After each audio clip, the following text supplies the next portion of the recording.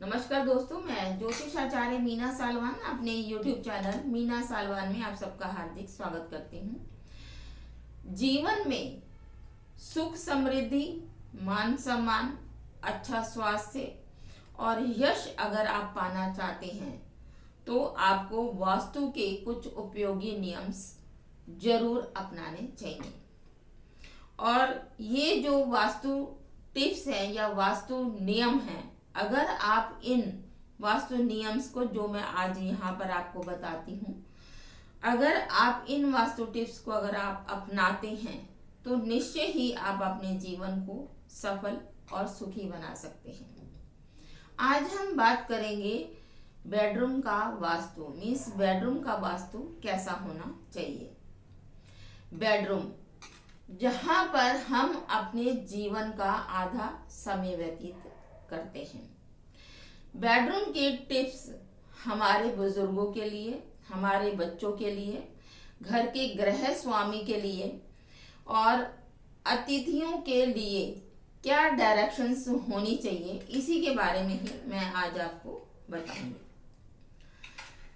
सबसे पहला जो टिप्स है वो है कि साउथ ईस्ट जोन का मास्टर बेडरूम घर के गृह स्वामी के लिए सबसे बेस्ट होता है। साउथ के तरफ सिर करके और नॉर्थ की तरफ पैर करके सोना सबसे बेस्ट रहता है। बच्चों का बेडरूम अगर नॉर्थ जोन में, नॉर्थ वेस्ट जोन में होता है तो बच्चों को हायर स्टडी के लिए, मीन्स हायर स्टडी के लिए बाहर भेजने के लिए सबसे शुभकारी रहता है। बुजुर्गों के लिए साउथ ईस्ट जोन सबसे बढ़िया रहती है। हालांकि उनका टेम्परामेंट बढ़ता है। अगर उनकी सेहत सही नहीं है तो साउथ वेस्ट जोन सबसे बेहतर विकल्प है। और जो अध्यात्म में जाना चाहते हैं, जो अध्यात्म वाले व्यक्ति हैं, उनके लिए नॉर्थ जोन सबसे बेहतर है। यहाँ पर मैं आपको एक बात और बताना चाहती हूँ कि अगर आपके घर में सर्वेंट है और उसका अलग कमरा आपने बना रखा है तो उसके कमरे का आपको विशेष ध्यान रखना है कि वो साउथ वेस्ट जोन में नहीं होना चाहिए। अगर उसका कमरा साउथ वेस्ट जोन में होगा तो वो घर के स्वामी का प्रतिनिधित्व करेगा, मीन्स वो घर के स्वामी का कहना नहीं मानेगा। इस बात का आपको विशेष ध्यान रखना है।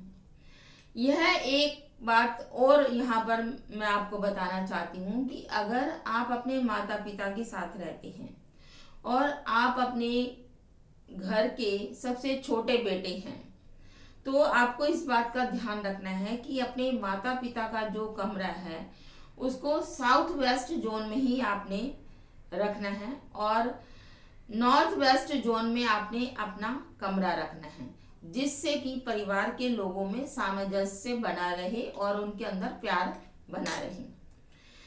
अब यहाँ पर एक बात मैं आपको बताना चाहती हूँ कि अगर जो मैंने आपको टिप्स बताए हैं, अगर आप इन टिप्स को या वास्तु के कुछ और टिप्स को बेडरूम के नहीं अपनाते हैं तो उसमें बहुत सारी समस्याएं भी आ सकती हैं। जैसा कि मेरे पास कई बार क्वेश्चंस भी आते हैं कि सास और बहू की नहीं बनती है, और अगर बहू का कमरा साउथ ईस्ट जोन में अगर है तो वो घर पर अपना अधिकार जमाएगी, जिससे कि क्या होता है कि सास ससुर का संबंध जो है वो खराब होता है, उनमें सामंजस्य नहीं बन पाता है।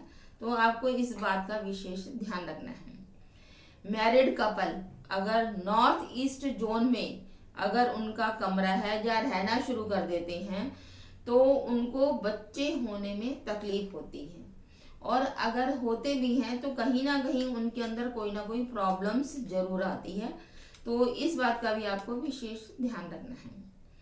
अगर कोई बच्चा चिड़चिड़ा है और साउथ ईस्ट जोन में रहना शुरू कर देता है तो उसका स्वभाव और ज्यादा उग्र हो जाता है, मीन्स और ज्यादा उसके अंदर गुस्सा आना शुरू हो जाता है, क्योंकि यह फायर जोन है।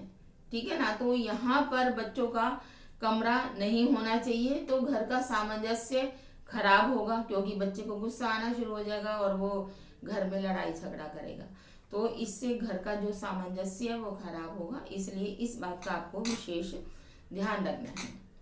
और एक बात और, बेडरूम में आपको शीशा कभी नहीं लगाना चाहिए, क्योंकि जब भी आप शीशे में देखोगे तो आपको अपनी इच्छाएं सामने नजर आएंगी, मीन्स आपकी इच्छाएं जागृत होती हैं, जिससे कि आपकी हेल्थ खराब होती है। तो इसलिए बेडरूम में कभी भी शीशा नहीं लगाना चाहिए, और अगर है शीशा मीन्स आप उसको हटा नहीं सकते हैं, तो आप उसके ऊपर कोई कपड़ा लगा सकते हैं, जिससे कि आपकी सेहत खराब ना हो।